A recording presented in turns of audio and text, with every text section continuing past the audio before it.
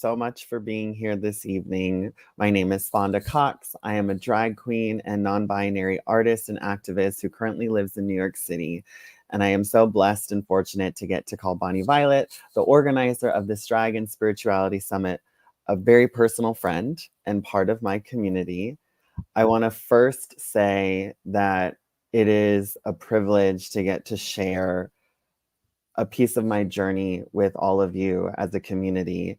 And I secondly want to say, I wish I was in San Francisco in person for this summit, but unfortunately, due to health reasons, I've had to stay in New York City. But I am very, very honored to be here. And welcome to Over the Rainbow, From Shame to Pride.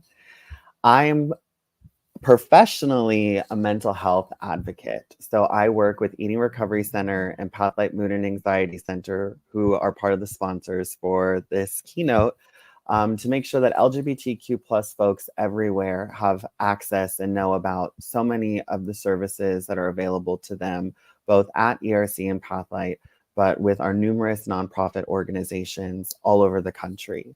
You can go to Eating Recovery Center's website and you can search for our LGBTQ plus resource page, where there you will find free support groups, as well as links to our numerous nonprofit partners who have support groups of their own for general mental health, eating disorders, gender affirming care, and so much more. And now that that's out of the way, I want to say again, my name is Fonda Koxx. I am a drag queen in New York City, and this is what it means for me to move from shame to pride. So we live in a world, we live in a culture, we live in a society that tells each and every one of us that our bodies are a currency. That our bodies, what they look like, how they move through the world, how they express gender, everything from socioeconomic status, race, and so much more, is the currency to which we have to navigate safety, belonging, community, and our ability to embody and exist within our authentic self. I grew up in South Texas. I am the second of 6 children in a Mexican, Catholic, conservative, Republican South Texas family. So it is very easy for me to say that I am not the ideal manifestation of a child in that family. And growing up, I felt that there were so many things about me that made me different, that made me what I have come to call terminally unique. And I say terminally because these differences were not celebrated. These differences were not encouraged, uplifted. I was not allowed to explore them. They were oftentimes met with embarrassment, discouragement, punishment, and shame. And what I have learned in my healing journey, and what I have learned in learning to embrace my authentic self, in getting to build community by embracing my authentic self, is that my story is not unique. And yet, so often these stories go unspoken because of shame. Shame is that feeling that who I am is flawed, that I am the mistake, that I am broken, that I am damaged. And growing up in the early 90s, I feel so many of my peers, so many of my queer siblings, we were often met with these messages of shame. Quiet down, fit in, conform, or face the consequences. And I learned from a very young age to hide what I was thinking and what I was feeling, especially from the people closest to me, because I was so afraid of losing them. And at that age, I lacked the ability to communicate and articulate that these were the feelings that I was having almost every moment of every day. Something is wrong with me. Something is broken. Something is flawed. I grew up in a very religious home. So religion was very much a central fixture of my everyday life. We were very Catholic. We were the type of Catholics that even went to church on the holy days of obligation. And if you know what I just said, you were that kind of Catholic too, and I feel you. We weren't just the Christmas and Easter Catholics. We were every Sunday and then that random Tuesday, Wednesday, Thursday, Friday, where some saint did something or God performed some crazy miracle and we had to go to church those days too. And I remember sitting in that pew thinking, when I became aware that what I was experiencing, these differences had to do with gender, had to do with puberty and sexuality, that I was one of those people that the news media was talking about, that the preachers and the pastors and the politicians were talking about, that these feelings that I was having were the same feelings that were being expressed by these people to be an abomination, to be sinful, to be negative, for a lighter term, uh, that I was this person. I internalized those messages. And that was my journey into the closet. So we just celebrated National Coming Out Day. So I want to say to everyone here, happy National Coming Out Day. However you identify and wherever you are in that journey, I just want you to know that I have learned and I am part of an amazing community of people that love you, embrace you, and see you. And even though right now we are in some very crazy times and there's still a lot of those same messages, I feel so much better knowing that things like this exist, that there are places like this for us to come to be celebrated and be loved, and most importantly, get this message that we are lovable and that we matter. And so growing up, I didn't have those messages to counteract all of the shame and all of the negativity that I was hearing from everyone around me. And so I began to hate myself. I began to dislike and even fear the person that I was sitting in those church pews on Sunday. I remember thinking, like, what is the point of trying to be good enough when ultimately, when I get to the end of my life, whenever that is, God will say, you were queer and I want nothing to do with you. And so I began building a life of make believe, and it was very painful.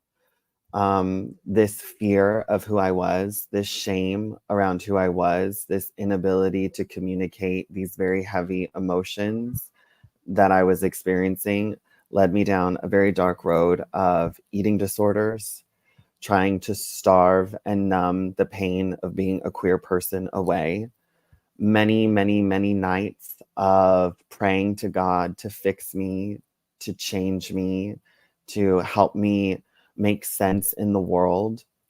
What I didn't know then that I know now is I just for once wanted to know what it felt like to be okay being in my skin. And that was an impossible reality for someone like me in the environment that I was in. And that space, that pain created a, a, a separation from myself. And I threw that person that I thought was undesirable, unwanted, um, into a closet. And I did everything I could to try to forget that that part of me existed.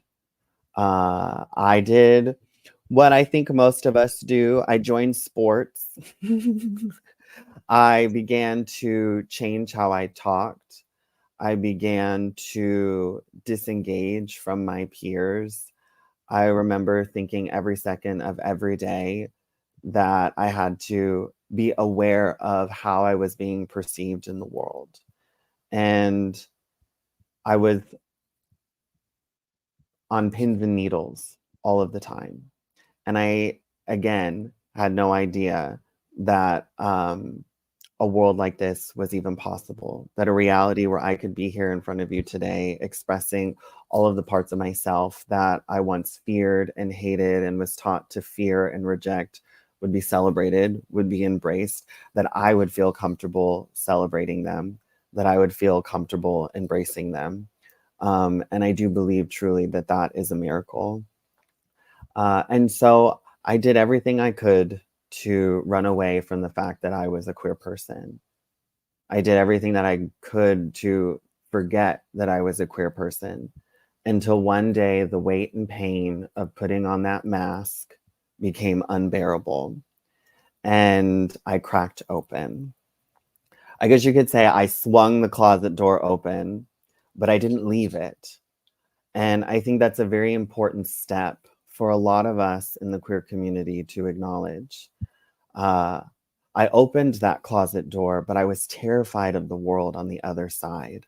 I was able to say out loud that I was gay, but I was deeply ashamed and afraid of what that would mean for me in my life. I was terrified of queer people. And I had spent my whole life not knowing how to be authentic. So the idea that I could build authentic relationships, that I would know who I was as soon as I stepped across the threshold of the closet door is not possible. And I carried so much shame around that. My first experiences of the queer community, like I think for most of us, was in nightlife. I began going out.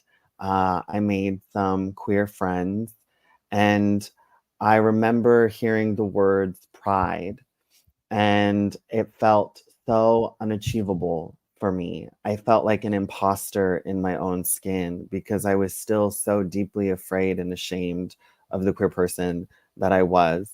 And I was terrified to explore that. What I do know at the time is that I really wanted to live. I just didn't know how. I had never developed the tools that I would need as the queer person to begin trying to build an authentic life. I wasn't given the space or the permission or the language to grieve and mourn the life that I thought I needed to live as a young, straight, Catholic Latino. I wasn't given permission or space to grieve the family that wanted nothing to do with me the moment I decided to own who I was and to say those words out loud. There were so many things that I didn't know how to do or that I needed to do.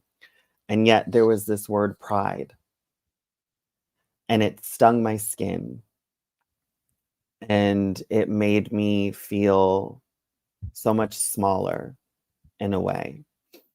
What I am so grateful for, immensely grateful for, and I do think is a miracle, is that I knew I wanted to get better. And I knew that I needed to begin dealing with the psychological pain that I was in with my eating disorder and that I was in with my addictions. And when I began saying out loud that I needed help, I started finding myself stumbling into spaces and community with other queer people like this one today, sharing the things that I'm talking about now, saying out loud that they felt the way that I did in my skin, that they felt like there was no place for them in this world to be exactly who they are, that there wasn't a loving force in the universe that some call God that has chosen them and loved them the same every moment of every day. And in those spaces, I really began to hear people communicate what shame sounded like, what shame looked like. And I realized, oh, this is why I have such a hard time understanding pride, because I had spent my whole life marinating in secrecy and shame. And how can you build a life worth living when you believe that every tool you have is broken? How can you build a life of authenticity and love and connection and celebration when you believe that your foundation is broken? And I realized that, oh, this shame that I am carrying is not my sin. It's not my own. It is the fear of the world that did not give me a chance and was never on my side and didn't treat me like a loving human being. It did not give me the dignity of a human experience. And I was able to really begin to challenge and dismantle these belief systems in my head around God, myself, religion, the world. And I began to realize in the power of community that I stood on the shoulder of so many giants, that there were so many queer people around me currently and who had gone before me that have paid the price of my freedom with their experiences and so often their own lives. And I began to realize and accept that to be queer and to have pride means to embrace a space of gray. That so much of my pride was centered in the ability to make space and to make healing possible for myself and for other queer people. To say, hey, me too. I lost my family. I didn't know who I was. I didn't know how I was going to make it to tomorrow. I didn't know what it meant to be queer. And through community and through the guidance of so many people, I've been able to really begin exploring and finding who I am. Um, I remember, I want to share a moment with you when I really began seeing that spirituality and community with other queer people was a place of healing for me. Remember, I said that growing up, I so often prayed for the God that I believed in at the time to fix me. And when I began my sobriety and when I began my recovery journey from my eating disorder, I was told by an older queer that I had the privilege of getting to know that I should pray for God to reveal to me who I am. And I remember not listening because I was like, I don't know, that sounds very sketch. And then one day I was like, I have nothing to lose, so why don't I try? And so I did. I prayed. I said, God, please reveal to me who I am. And in that moment, I realized, I remembered that I used to pray to God all of the time to fix me. And it was very painful. And then all of a sudden, out of nowhere, I felt this spiritual presence, this voice that said, I remember how you used to pray for me to fix you. And what I want to tell you is, you were never broken. I never needed to fix you. And I want you to look around you and realize that I answered your prayer anyway. Because rather than fix you, I changed the world so that you can finally realize the beauty of what it means to be you and to be loved and celebrated for who you are. And that is the mission that I live by today. That is my values that I live by today. What I love the most about drag and what I love the most about drag and spirituality is that it helps me to let go of certainty and rigidity and fear and to embrace experience, to embrace openness and creativity and love. And the most important thing that I've learned from drag is that all of those parts of myself that I was so scared of, with drag and with community, I get to reshape those narratives. I get to boldly and proudly display them to the world from a place of my own creation, from a place of my own authenticity, and from a place of love. And I get to still to this day experience moments where I'm scared or I'm ashamed. And now, instead of running from those moments or feeling like I need to numb those moments, I make space for them. And I say, I understand why I feel this way. I mean, there have been moments where I'm putting on my makeup and I cry because sometimes it's tears of happiness, like, I can't believe I get to do this. And sometimes they're tears because this used to be a very painful place for me. And what I love about spirituality and what I love about just learning to be authentic is neither one of those experiences is wrong. And the most beautiful thing that I've learned about pride, being proud of who I am and being proud of my community, is that I don't have to be perfect. I don't have to listen to what the world says about my body or my background or feel shame anymore about the dark places that I used to find myself in because I was so afraid of who I was. I get to look all of those experiences in the eye and I get to say, these are the things that make me valuable, not just for myself, but for others in the community. Because so many other people shared those same experiences for me. And when they did that, they were shining a light of hope that I am valid, that I matter, that who I am is the difference that is needed in the world to continue to open the world's mind, to continue to open the world's heart. And most importantly, I, like everyone else, am on a constant and continuous journey of learning who I am and what I have to share and what I have to give. And if you right now out there are really feeling the weight of all of the messaging that we're being bombarded with all of the fear and the laws, um, I want you to know that you are exactly what the world needs. You are exactly what is going to make a difference in this world because you are the hope for someone else. And you get to discover who that is one day at a time, just like the rest of us. The last thing I'll share in this journey of shame to pride is that none of us are ever complete. We are having a human experience, which means sometimes the lights aren't on in our heads. You know what I mean? Sometimes it's a rainy day and not a sunny day.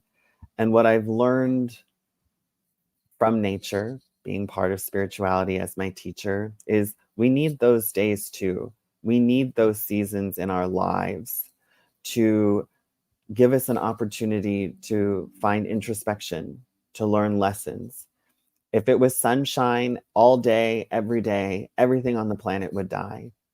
We need the washing and the nurturing and the replenishment of the rain. We need the shelter of the gray. The biggest lessons in my life are in my past. And what pride has allowed me to do, real pride, love, and openness, is to not be afraid or ashamed of where I come from anymore. So I want to thank you again for being here today and know that you are so loved, that you matter. And together, one day at a time, we are going to continue to march into a direction of more love, continuous freedom, and growth. Mwah. Oh, I got a message from Miss Bonnie Violet herself. Hold on, let me see what she says. Oh, okay. So I wanted to make sure that we had time for questions. So if there are any questions out there, please feel free to type them in the chat or any comments if you're on social media. And I would love to answer your questions. I have them pulled open, so I will get them. Oh, thank you, Edward. Thank you so much.